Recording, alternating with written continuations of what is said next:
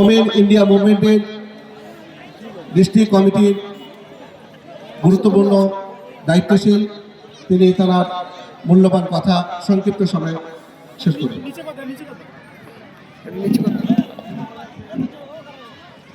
আমার সামনে এবং আমার গুরুজন যতজন আপনারা ওখানে উপস্থিত রয়েছেন তাদের সকলকে আমার তরফ থেকে আসসালামু আলাইকুম। আপনাদের অনেক সময় চলে গেছে আমি বুঝতে পারছি, আমি বেশি কিছু বলবো না। আজকে যে সমাবেশটি হলো সেটি হলো বৈষম্য বিরোধ। আমি রাজনৈতিক ব্যাপারে কিছু বলবো না, আমি বলবো আজকে নারী এবং পুরুষের মধ্যে এখনো পর্যন্ত যে বৈষম্য অবস্থান করে সে বিষয়ে। এখনো পর্যন্ত নারী জাতি অনেক পিছিয়ে।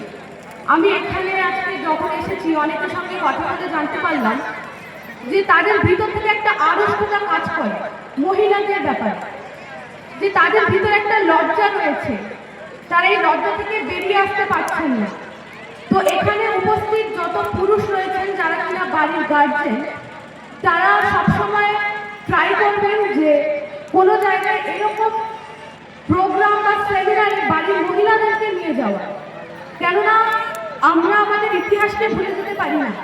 আজ থেকে 1400 বছর আগে আমাদের বিশ্বনবী হযরত মুহাম্মদ সাল্লাল্লাহু আলাইহি ওয়াসাল্লামের সময়কাল থেকে প্রচুর নারী সাহাবী যারা কিনা যুদ্ধক্ষেত্রে অংশগ্রহণ করেছিলেন, যাদের মধ্যে অন্যতম ছিলেন নাসিমা কাম এবং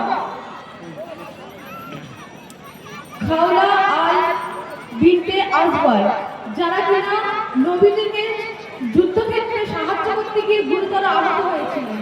এবং ভারতবর্ষে দিল্লি সালতানাতে শুধুমাত্র দিল্লি নয়, সমগ্র দক্ষিণ এশিয়ার একমাত্র মহিলা শাসক ছিলেন সুলতান ইলতুৎমিশের একমাত্র কন্যা রাজিয়া সুলতান।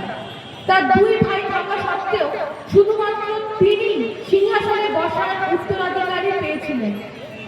সাধারণত আমরা জানি যে মেয়েদের নামের পাশে সুলতানা বসানো হয়, তবে তার নামের পাশে বসানো হয়েছিল সুলতান, কারণ তিনি একমাত্র মহিলা শাসক ছিলেন যিনি ঘোড়ার পিঠে চড়ে যুদ্ধ করতেন।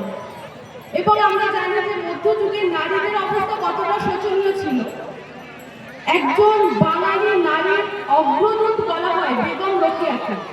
শুধুমাত্র তাই নয়, আমাদের ভারতীয় স্বাধীনতা আন্দোলনের ক্ষেত্রে যে সমস্ত মহিষী নারীরা নিজেদের জীবন নিয়ে আত্মত্যাগের মাধ্যমে ভারতের স্বাধীনতাকে উত্তোলিত করেছিল, যেমন প্রীতিলতা ওয়াদ্দেদার, আমাদের হযরত মহল বেগম, সরোজিনী নাইডু, মহাত্মা গান্ধী, আমরা নারী হয়ে পিছিয়ে আসতে পারি না। 2011 সালের জনগণনা বা আদমশুমারি আমরা যাই পারি না কেন, সেই লিস্ট অনুযায়ী আমরা যদি দেখি যে 1000 জন পুরুষ পিছু 944 জন নারী রয়েছে। এই 944 একটা ইউনিট, এই ইউনিটটা যদি নিজেদের অধিকার আদায়ের জন্য এগিয়ে আসে তাহলে কারো ক্ষমতা নেই যে আমাদেরকে পিছিয়ে রাখে। বর্তমানে যে কোনো আমরা সেক্টরে যাই না কেন, হতে পারে চাকরি, হতে পারে এডুকেশনাল পারপাস, আমরা সেখানে গেলে কাস্ট ভিত্তিক বিভিন্ন ফর্ম পাই। তার মধ্যে এসসি, এসটি, জেনারেল, ওবিসি প্রত্যেকটা রয়েছে। প্রত্যেকটা ক্ষেত্রে অন্যান্য ধর্মের প্রচুর মানুষের সুযোগ বেশি থাকলেও মুসলমানরা শুধু ওবিসি থেকেই বিলং করে। তো এই জায়গাটা আমাদেরকে আরো বেশি শক্ত করতে হবে। শুধুমাত্র স্রোতের টানে নদী দিয়ে কচুরিপানার মতো ভেসে গেলে হবে না। নিজেদের অধিকারটাকে টিকিয়ে নেওয়ার জন্য স্রোতের বিমুখে আমাদেরকে ঘুরে দাঁড়াতে হবে।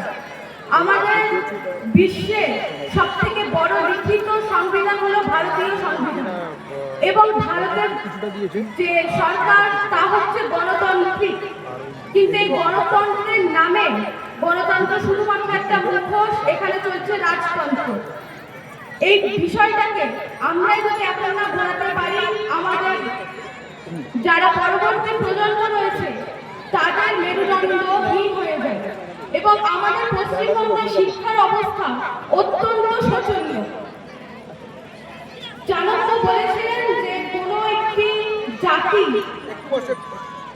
কোনো জাতিকে যদি আপনি অস্তিত্ববিহীন করে দিতে চান তাহলে তার শিক্ষা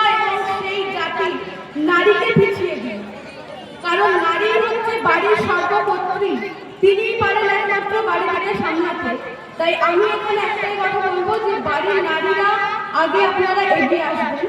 এবং আমাদের কনস্টিটিউশনে, আমাদের ইন্ডিয়ান কনস্টিটিউশনে বলা হয়েছে যে not all person will decide the future of our India. It's you and I, the 1.5 billion people of our India. আমরা নিজেদের অধিকারটাকে নিজেদের মতো করে যদি ছিনিয়ে না নিতে পারি, কারোর কাছে মাথা নত করলে আমরা কিচ্ছু পাবো না। নিজেদের মধ্যে কিছুটা উগ্রবাদ রাখতে হবে, কারণ মহাত্মা গান্ধী শুধু অহিংস নীতি বলে গিয়েছিলেন, কিন্তু আমরা ভুলে যাই নেতাজির কথা, যিনি কিনা উগ্রপন্থী ছিলেন। নিজেদের মধ্যে যেমন নমনীয়তা প্রয়োজন, তেমনই প্রয়োজন উগ্রবাদিত্ব।